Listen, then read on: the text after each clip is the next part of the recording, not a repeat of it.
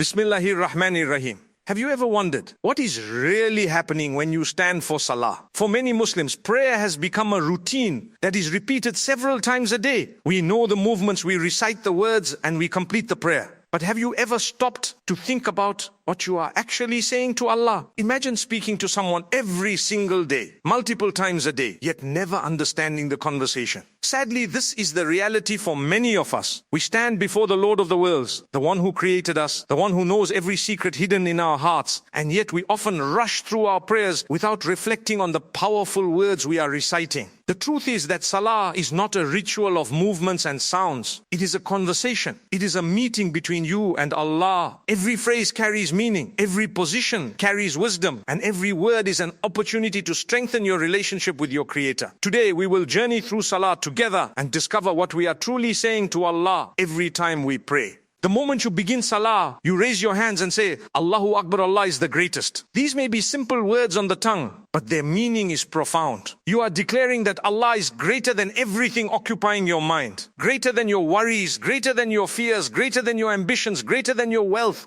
and greater than every challenge you face. Before entering Salah, your mind may be filled with work, family matters, financial concerns, or personal struggles. But when you say Allahu Akbar, you are leaving all of that behind. It is as though you are saying, Oh Allah, at this moment, nothing is more important than standing before you. This declaration is not merely an opening statement. It is a reminder that the believer's life should revolve around Allah. When we truly understand these words, our perspective changes. Problems that seemed enormous suddenly become small because the one we worship is greater than all of them. After beginning the prayer, many Muslims recite the opening supplication known as the Sana. In it we say, Subhanaka Allahumma wa bihamdika wa tabarakasmuka wa ta'ala jadduka wa la ilaha gairuk. The meaning is beautiful. We are saying, Oh Allah, you are free from every imperfection. All praise belongs to you. Blessed is your name. Exalted is your majesty. There is no deity worthy of worship except you. Notice how the prayer begins not with requests, but with praise. Before asking Allah for anything, we acknowledge His perfection, His greatness, and His majesty. This teaches us an important lesson about our relationship with Allah. We often approach prayer focused on what we need, but Salah first reminds us who Allah is. He is perfect. He is majestic. He is worthy of worship regardless of whether our requests are answered immediately or not. The believer learns to love Allah not only for His blessings, but also for who He is. Then comes the most important chapter of the Quran, Surah Al-Fatiha. Every unit of Salah revolves around it. The Prophet informed us that Allah responds to His servant as Surah Al-Fatiha is recited. Think about that for a moment. This is not a one-sided recitation. It is a conversation. The first words are, Alhamdulillahi Rabbil Alameen, all praise belongs to Allah, the Lord of all worlds. Here we acknowledge that every blessing we enjoy comes from Him. Our sight, our hearing, our health, our family, our opportunities, and every breath we take are gifts from Allah. We are reminding ourselves that gratitude should be the foundation of our faith. In a world where people constantly complain about what they lack, Salah teaches us to focus on what Allah has already given us. Next we say, Ar-Rahman Ar-Rahim, the most compassionate, the most merciful. Allah wants us to remember that His mercy surrounds us at every moment. No matter how many mistakes we have made, His mercy remains greater than our sins. Sometimes people feel distant from Allah because of their past. They believe they have failed too many times, committed too many sins, or fallen too far. But every Salah reminds us that our Lord is Ar-Rahman and Ar-Rahim. His mercy is not limited. His forgiveness is not restricted. The doors of repentance remain open as long as we are alive. Then we continue. Maliki Yawmiddin, Master of the Day of Judgment. Suddenly, Salah shifts our attention from this temporary world to the next life. We are reminded that a day is coming when every action, every word, and every intention will be brought before Allah. In a society that often encourages people to live only for the present moment, Salah constantly reconnects us to our ultimate destination. We remember that success is not measured only by wealth, status, or popularity. True success is standing before Allah on the Day of Judgment and receiving His pleasure. Then comes perhaps the most powerful statement in the entire prayer. Iyaka nabudu wa iyaka nasta'in, you alone we worship, and you alone we ask for help. Notice the balance in these words. First comes worship, then comes seeking help. We are acknowledging that our purpose in life is to serve Allah Allah. At the same time, we admit our weakness and our dependence on Him. Every achievement we attain, every hardship we overcome, and every good deed we perform is only possible because Allah gives us the ability to do so. These words destroy arrogance. They remind us that we are not self-sufficient. We need Allah every second of our lives. Then we make a request that every human being desperately needs. Ihdina siratal mustaqim, guide us to the straight path. This is the greatest request a believer can make. We are not asking for wealth, power, fame, or worldly success. We are asking for guidance. Why? Because with guidance, everything else falls into place. A person may possess enormous wealth and still be miserable. Another may have little in this world but possess guidance and inner peace. Guidance is the treasure that leads to success in both worlds. We continue. Siratal ladina anamta alayhim hayril magdubi alayhim waladdallin, the path of those whom you have blessed. Not the path of those who earned your anger, nor of those who went astray. Here we are asking Allah to place us among the righteous people who came before us. We are asking Him to protect us from knowingly rejecting the truth and from unintentionally losing our way. Every day we are surrounded by distractions, temptations, and influences that can pull us away from Allah. This verse is a daily plea for protection. After completing Al-Fatiha, we recite another portion of the Quran. These verses are Allah speaking directly to us. Think about how incredible that is. During Salah, there are moments when we speak to Allah and moments when Allah speaks to us through His revealed words. The Quran is not merely a book of information. It is divine guidance, wisdom, comfort, and direction. Every verse carries lessons for our hearts and our lives. Then comes the moment of ruku. We bow and say, Subhana Rabbiyal Azim, glory be to my Lord the Most Great. The physical act of bowing teaches humility. Human beings naturally seek status and recognition. We want to be respected and admired. Yet in Salah, we deliberately lower ourselves before Allah. We acknowledge that true greatness belongs only to Him. The more we recognize Allah's greatness, the less we become obsessed with our own importance. Ruku reminds us that pride has no place in the heart of a believer. As we rise from Ruku, we say, Sami Allahu liman hamida, Allah hears the one who praises Him. Then we continue, Rabbana wa lakal hamd, our Lord. All praise belongs to you. These words carry tremendous comfort. Allah hears us. He hears every prayer whispered in the darkness of the night. He hears the tears that never reach anyone else's eyes. He hears the worries we cannot explain to other people. He hears every sincere praise and every sincere plea. When a believer understands this, loneliness begins to disappear because they realize they are never truly alone. And then comes the greatest position in the entire prayer, the position where a servant is closest to Allah, sujud. As we continue our journey through Salah, we arrive at the most powerful and intimate moment of the prayer.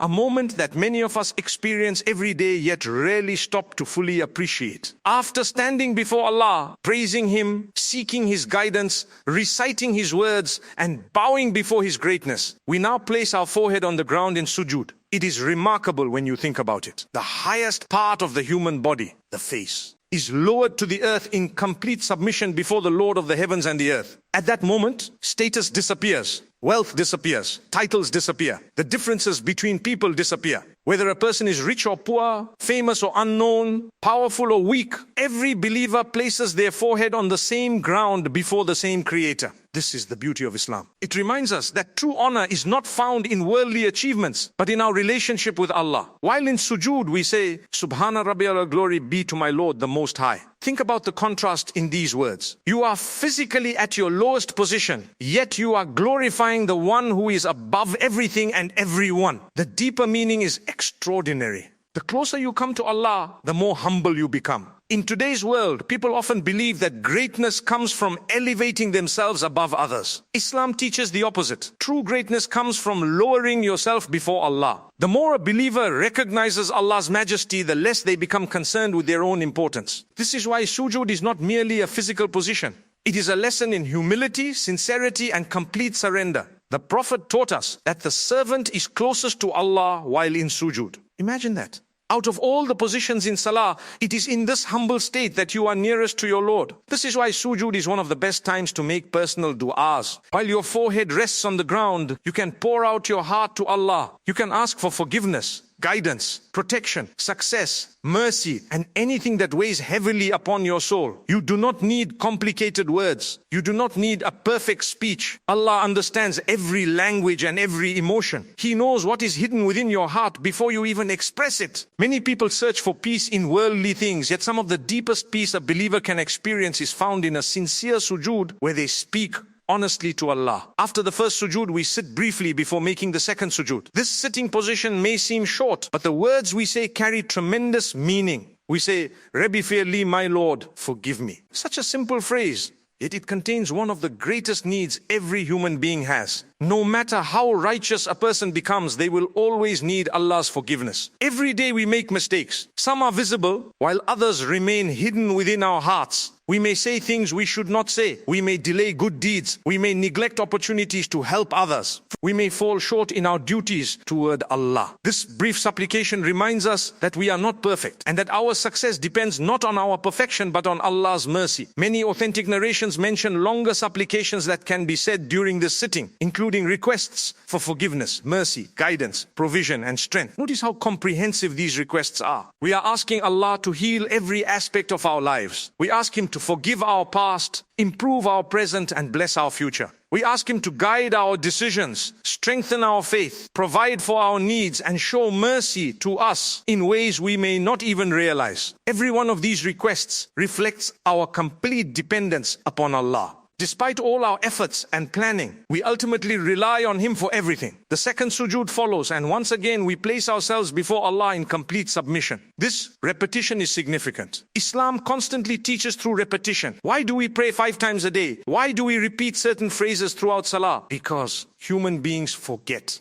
We become distracted. We become attached to worldly concerns. Through repetition, Allah continuously brings our hearts back to Him. Every sujood is another opportunity to reconnect with our Creator. Every sujood is another chance to seek forgiveness. Every sujood is another reminder that no matter what happens in life, Allah remains near. As the prayer continues, we eventually sit for the tashahhud. Here, the conversation takes on an even deeper meaning. We begin by saying, At-tahiyatu lillahi was salawatu wat tayyibat. The meaning is profound. All greetings, all acts of worship, and all pure words belong to Allah alone. We are acknowledging that every form of true honor and praise belongs to Him. In a world where people constantly seek recognition from others, the believer is reminded that ultimate recognition comes from Allah. Human praise may come and go. People's opinions may change. But Allah's knowledge of our sincerity remains perfect and complete. Then we say, Assalamu alayka ya Nabi wa rahmatullahi wa barakatuh. Peace be upon you, O Prophet, and the mercy of Allah and His blessings. At this moment, we remember the messenger of Allah who delivered the guidance that brought us to this prayer. Think about the chain connecting us to Him. More than 14 centuries have passed. Yet Muslims all around the world continue to send peace and blessings upon Him every single day. Through His sacrifice, His patience, His struggles, and His unwavering commitment to conveying Allah's message, we learned how to worship our Lord correctly. This statement is an expression of love, gratitude, and respect for the greatest teacher humanity has ever known. Next we say, Assalamu alayna wa ala ibadillah. Salihin, peace be upon us and upon the righteous servants of Allah.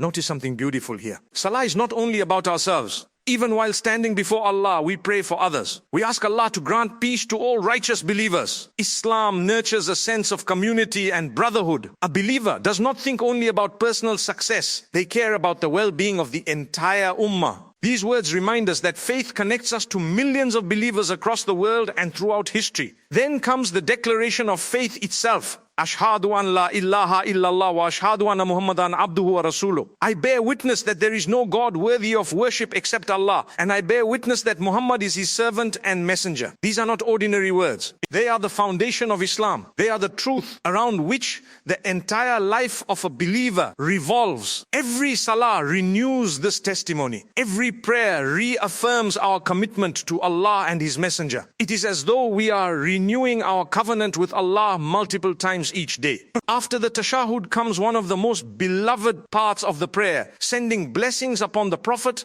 through the Durud Ibrahim. We ask Allah to send blessings upon Muhammad and upon the family of Muhammad, just as He sent blessings upon Ibrahim and the family of Ibrahim. This teaches us an important lesson.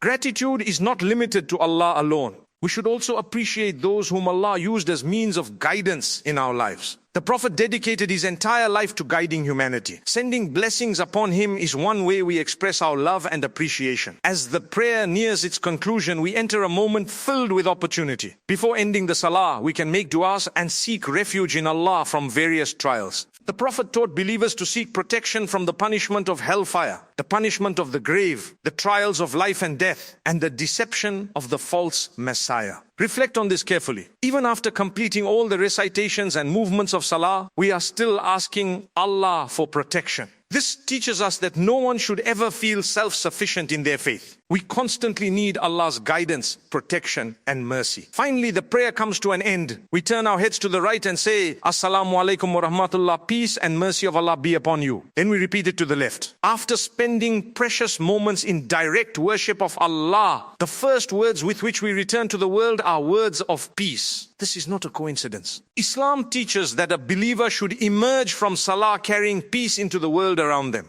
The peace experienced in prayer should influence how we treat our family, neighbors, colleagues, friends, and even strangers. Now pause for a moment and think about everything you have just learnt. Every time you pray, you are not simply reciting memorized words. You are praising Allah. You are acknowledging His mercy. You are affirming His greatness. You are asking for guidance. You are seeking forgiveness. You are expressing your dependence upon Him. You are sending blessings upon His messenger. You are praying for yourself and for the righteous believers. You are seeking protection from the dangers of this world and the next. And you are ending with a message of peace. The next time you stand for salah, do not rush through it. Remember that you are entering a conversation with the King of Kings, the Lord of the worlds, the most merciful, the most compassionate. Understand the words. Reflect upon their meanings. Let them reach your heart. Because when you truly understand what you are saying to Allah during salah, your prayer is no longer just a daily obligation. It becomes a source of guidance, comfort, strength, and transformation.